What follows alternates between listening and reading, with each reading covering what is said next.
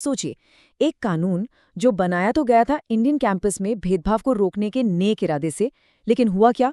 पूरे देश में एक बड़ा विवाद खड़ा हो गया और मामला पहुंच गया सीधा सुप्रीम कोर्ट। तो आज हम इसी यूजीसी इक्विटी रेगुलेशन 2026 की पूरी कहानी को समझने की कोशिश करेंगे। और इस पूरे मामले को समझने की शुरुआत हम इसी एक सवाल से करते हैं। ये एक बहुत ही पावरफुल सवाल है जो उन माँओं ने पूछा था जिन्होंने कथित तौर पर कैंपस में हुए भेदभाव की वजह से अपने बच्चों को हमेशा के लिए खो दिया। तो चलिए अब जरा गहराई में उतरते हैं। ये समझना बहुत जरूरी है कि ये जो नियम थे ये रातों रात नहीं बन गए। असल में ये उन कई दुखद घटनाओं का सीधा नतीजा थे जिन्होंने देश भर के कैंपसों में भेदभाव के मुद्दे को सबके सामने लाकर खड़ा कर दिया था। देखिए, इसकी शुरुआत 2016 में रोहित वेमुला की बेहद दुखद मौत से हुई थी। फिर 2019 में डॉक्टर पायल तड़वी का मामला सामने आया। इन घटनाओं में एक पैटर्न दिखने लगा था और इसी वजह से उनकी मां ने हिम्मत करके सुप्रीम कोर्ट का दरवाजा खटखटाया। इसी दबाव का नतीजा था कि 13 जनवरी 2026 को यूजीसी को ये नए और पहले से कहीं ज्यादा सख्त नियम लाने पड़े। तो सवाल ये है कि इस बड़ी समस्या के समाधान के तौर पर यूजीसी ने आखिर क्या पेश किया। चलिए अब इन 2026 के रेगुलेशंस को थोड़ा तोड़कर समझते हैं कि इनमें असल में था क्या और ये क्या बदलाव लाना चाहते थे। अब देखिए, इसमें सबसे दिलचस्प बात यह थी कि एक पूरा सिस्टम बनाने की कोशिश की गई थी।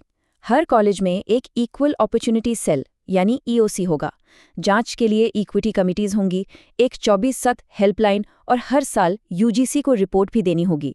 मतलब ये सब मिलकर एक मजबूत सिस्टम बनाने के लिए डिज़ाइन किए गए थे, जो पहले था ही नहीं। और यहाँ पता चलता है कि इन नियमों को कितना सीरियस बनाया गया था। सज़ा बहुत सख्त थी। अगर कोई दोषी पाया जाता है तो नौकरी से सस्पेंड होने से लेकर नौकरी जाने तक की नौबत आ सकती थी। छात्रों को कॉलेज से निकाला जा सकता था। मतलब ये पहले वाले कमजोर गाइडलाइंस से बिल्कुल अलग था, जिनकी कोई कानूनी अहमियत नहीं थी। अब सुनने में तो लगता है कि ये सारे बदलाव अच्छे ही थे, लेकिन जैसे ही ये नियम सामने आए, इन्होंने देश भर के स्टूडेंट्स और फैकल्टी को 2 हिस्सों में बांट दिया और यहीं से कहानी ने एक नया मोड़ ले लिया। तो विवाद का असली मुद्दा क्या था? देखिए, एक तरफ वो लोग थे जो कह रहे थे कि रोहित और पायल जैसी घटनाओं को रोकने के लिए ऐसे सख्त नियम बहुत जरूरी हैं, ये सामाजिक न्याय का सवाल है। लेकिन दूसरी तरफ इसका विरोध करने वालों का तर्क था कि ये नियम सिर्फ कुछ कैटेगरी के छात्रों की बात करते हैं और अगर कोई झूठी शिकायत कर दे तो उससे बचने का कोई रास्ता नहीं है, और तो और ये यूनिवर्सिटीज की आज़ादी में दखलंदाजी है। और जब ये बहस पूरे देश में फैल गई तो फिर इसे सुलझाने के लिए देश की सबसे बड़ी अदालत यानी सुप्रीम कोर्ट को बीच में आना पड़ा और इसके बाद शुरू हुआ एक बड़ा कानूनी गतिरोध। और ये एक बहुत ही निर्णायक मोड़ था। 29 जनवरी 2026 को सुप्रीम कोर्ट ने इन नए नियमों को लागू करने पर तुरंत रोक लगा दी। मतलब एक ही फैसले से पूरी प्रक्रिया वहीं की वहीं थम गई। तो सवाल उठता है कि कोर्ट ने ऐसा किया क्यों? कोर्ट ने कई बड़ी चिंताएं जाहिर की। उन्होंने कहा कि नियमों की भाषा साफ नहीं है, चेतावनी दी कि इससे समाज में बंटवारा और बढ़ सकता है, और ये भी पूछा कि क्या ये नियम रीजनल या इंटरकास्ट भेदभाव जैसे मुद्दों पर कुछ कहते हैं। कोर्ट ने एक बहुत ही दिलचस्प कानूनी सिद्धांत का जिक्र किया जिसे नो रिग्रेशन प्रिंसिपल कहते हैं। इसका सीधा सा मतलब ये है कि कोई भी नया कानून पुराने वाले से बेहतर होना चाहिए, उससे कमजोर या कम प्रोटेक्टिव नहीं। और कोर्ट को लगा कि 2026 के ये नियम कुछ मामलों में 2012 की गाइडलाइन से भी एक कदम पीछे थे। तो सुप्रीम कोर्ट के इस फैसले के बाद आज की तारीख में स्टूडेंट्स और कॉलेजों के लिए इसका क्या मतलब है? चलिए आगे बढ़कर देखते हैं कि अभी की स्थिति क्या है। सुप्रीम कोर्ट के इस फैसले के बाद एक बड़ा कन्फ्यूजन पैदा हो गया। अब सबसे बड़ा सवाल यही है कि अगर 2026 के नियम लागू नहीं हैं, तो फिर कैंपस में छात्रों की सुरक्षा के लिए कौन से नियम काम कर रहे हैं?